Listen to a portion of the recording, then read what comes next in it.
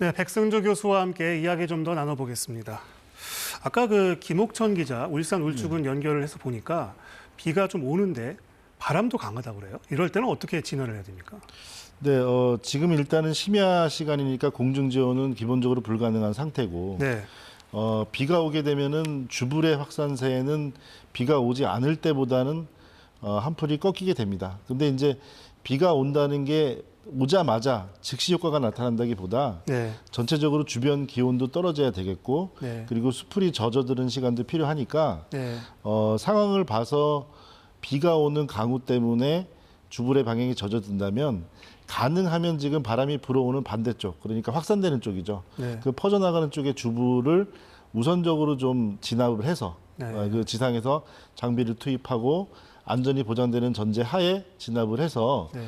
이게 비가 오지 않고 건조한 상황에서 더 빨리 퍼져나가는 것을 미리 막는 그런 진압 방법이 또 하나 생각해 볼 수 있지 않나 이렇게 제안 드립니다. 네, 그렇군요. 그리고 지금 이번 산불을 끄는 것도 물론 중요하겠지만 이번 산불의 양상을 보면은 이 대피 과정에서 좀 문제가 많았던 것 같아요. 어떻게 보셨어요?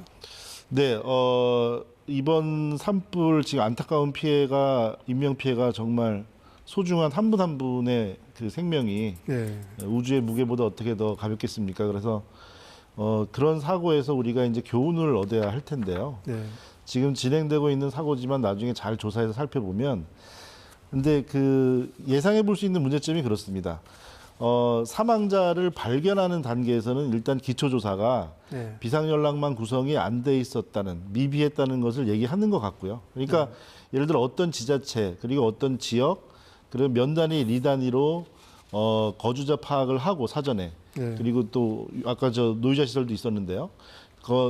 파악을 하고 그리고 연락을 통해서 준비 단계가 있습니다. 당장 산불이 집 앞에 오기 전에 네. 일단 산청부터 21일부터 의성 산불도 22일부터 시작이 됐잖아요. 네. 그러면 3일의 시간이 있었으니까 네.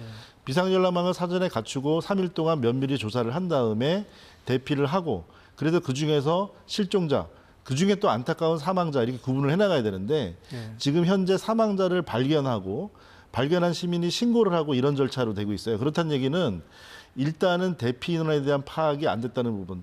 또 반면에 이제 그런 측면에서 또 연결되다 보면 네. 안동 지역에서 전 주민 대피 명령을 내렸는데 대피 명령을 했으면 그래서 어디로 가라고에 대한 방향성이 있어야 되잖아요. 장소가 없다고 하죠. 네, 그렇죠. 그걸 제시를 안 하게 되니까 혼란스럽고 네. 사고가 또 있었다고 합니다. 실제로 전 주민이 어디로 갈지 모르지만 제대로 대피를 했다면 네. 그거는 당국 입장에서는 어디로 가셨는지 모르니까 다시 또 기초조사가 무너지게 되는 겁니다. 그렇죠. 그렇게 되니까 산불에 맞닥뜨리는 대응에서 지금 매우 엄청난 에너지를 소진하시고 위험한 상황이 됐지만 네. 그 이전에 사전 준비 단계가 무너져 있다는 부분에서 네. 이렇게 되면은 막을 수 있는 상황을 막지 못하는 더 심각한 상황으로 갈 수도 있는 거거든요. 네. 그래서 그런 대피에 대한 부분은 자 그런 측면에 됐으면 지금 현재 상황에서는 우리 그 인근 주민 거주하시는 분들께서는 대피를 한다고 하면 일단은 최대한 지자체 그리고 관계 공무원들의 안내와 지시를 따르시고요. 네. 어떻게 대피를 하실 때는 반드시 주변과 지인, 친척 그리고 소방, 산림 당국과 연계해서 정보를 공유하셔서 네. 이게 빠진 물 샐 틈 없이 그리드 형식으로 정보를 공유하시면 어디로 가셨는데 이동을 하셨는데 도착지에 도착을 안 하셨다. 네. 그렇게 되면은 지인이나 친구들한테 미리 가족들이 연락을 신고를 하시면 구조 활동으로 투입할 수가 있겠죠. 네. 이런 식으로 지금 현재 그 재난 상황, 국가적인 재난 상황에서는 네. 3조 이론이 있습니다. 네. 그러니까 모든 공권력이 모든 안전을 보장해 드릴 수가 없어요. 그렇기 때문에 3조, 처음엔 자조, 자기 자신의 생명과 안위를 먼저 신중하게 지키고요. 네. 그리고 공조, 주변에 서로 돕고 서로 안내하는 그 상조라고도 합니다. 그 다음에 네. 공조, 그 다음에 국가와 공권력이 이제 국민들의 안전을 보호하는 단계가 있으니까 네. 피해를 최소화하기 위해서는 주민분들의 적극적인 자기 보호와 주변 지원 필요합니다. 중요한 말씀인 것 같습니다. 그리고 이런 문제가 또 있잖아요. 이번에 산불이 난 지역들의 보면은 이제 고령자 비중이 상당히 높잖아요. 그래서 네. 문자는 뭐 잘 가지만 문자를 받았다 하더라도 자력으로 대피하기가 어려운 경우가 많았던 것 같아요. 네. 이전 산불에는 그때는 문자 이런 건 없었나요? 지금 첨단화, AI 여러 가지 데이터들이 있지만 네. 제일 중요한 것은 대피를 하지 못하셨다는 결과론적으로 실패잖아요. 네. 어떻게 해서 무슨 걸 했더라도 대피를 못 하셨기 때문에 실패입니다. 네. 우리 가까운 재난 선진국 일본 같은 경우도 보면 지진과 태풍 이런 경우 보면 결국에는 노유자가 거주하는 지역 같은 경우는 지원이 안 될 때는 공권력이 가서 모시고 나옵니다. 네. 그런 절차가 필요한데 우리도 법적으로는 그 제도화가 돼 있습니다. 그런데 경찰도 동반하고 그리고 강제를 할 수가 있게 되는데 이 고령층 분들은 네. 대피 명령을 하니까 대피하여 주시기를 바랍니다 해서 끝내지를 말고요. 그 정보를 분명히 들으셨는지 그리고 들으셨는데 이동을 안 하신다면은 강제로라도 가족분들이 또 적극적으로 지원을 하셔가지고 네. 대피를 시키셔서 네. 인명피해를 최소화해야 됩니다. 네. 그렇군요. 뭐 아직 대피를 하시지 않으셨지만 대피령이 떨어지게 되면 어떻게 대응하는 게 바람직할까요? 뭐 연기도 있고 그렇지 않습니까? 약간 그렇습니다. 일단은 그 대피령은 사전 대피령이 중요합니다. 대피도 피난하는 시간이 필요하기 때문에 네. 산불과 연기를 뚫고 지나갈 수는 없거든요. 네. 산림에서의 연기는 지금 보시는 저런 산림에서 연기는 화재가 뜨거우게 불에 탔으니까 뜨거우니까 위로 뜨는데 네. 올라가다가 다시 식게 되면 다시 밑으로 가라앉습니다. 그렇게 되면 계곡, 골짜기, 도로, 마을로 내려오게 되죠. 산불이 탄 연기는 이산화탄소뿐만이 아니라 그 내부에 미세먼지, 초미세먼지, 그리고 질소산화물, 황산화물, 포름알데히드까지 화학적 독성 성분까지 가지고 있습니다. 네. 10분 정도만 노출이 돼도 호흡기 질환자나 노약자 같은 경우는 치명적인 피해를 입게 되거든요. 네. 그러니까 산불이 나는 상황에서는 인근 지역에서 그리고 멀리 지역에서 대피령이 있다고 하면 그 다음 단계 주민분들께서도 선제적으로 굳이 대피소가 아니더라도요.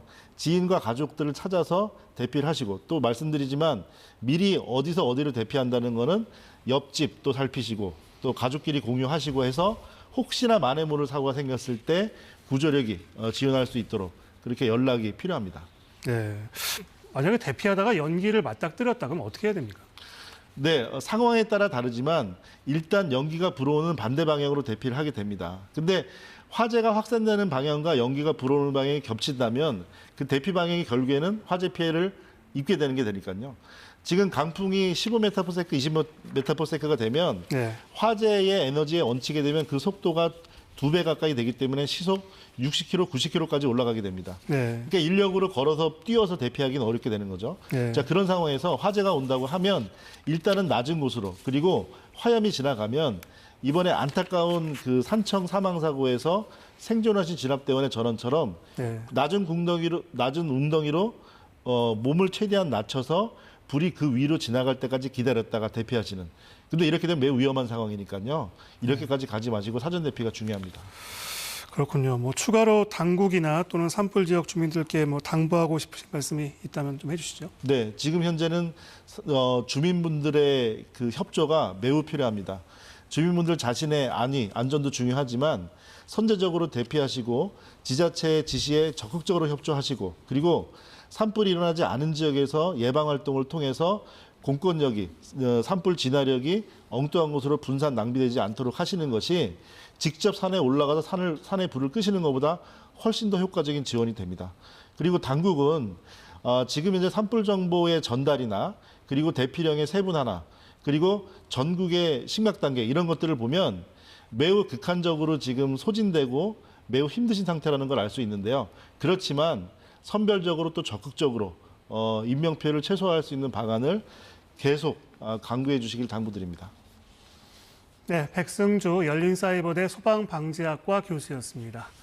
말씀 잘 들었습니다. 감사합니다.